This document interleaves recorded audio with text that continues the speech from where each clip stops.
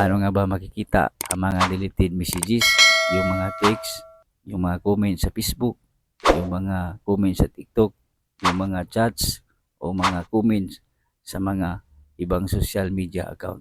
Ibig sabihin, ma-recover ang mga deleted messages sa mga social media accounts na gamit natin. At pwede mo ito gawin sa iyong partner kung gusto mo itong malaman na mga deleted messages.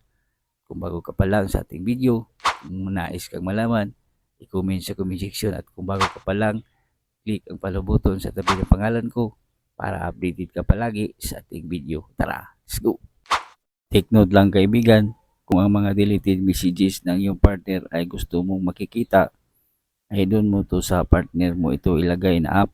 At kung gusto mo naman yung mga deleted messages na ma-recover sa iyong phone, ay doon mo to sa iyong phone ilagay. Okay? Itap mo lang yung Play Store. App search. Magta-type tayo dito ng apps. Itong GE Recovery Game Soap. Tap lang natin. At ito, itap lang natin. Yan. Makikita natin na 4.8 star rating at talagang useful na app ito. Okay? Install mo lang sa phone.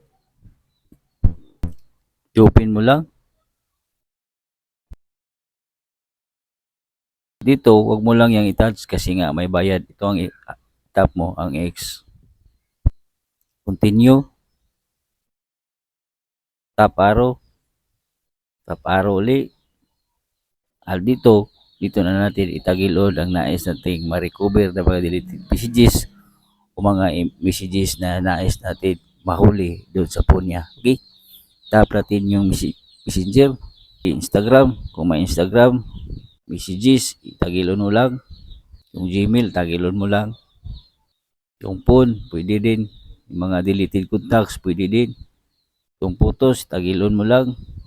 Yung Facebook, itagilon mo lang kung nais kang gustong malaman na comment.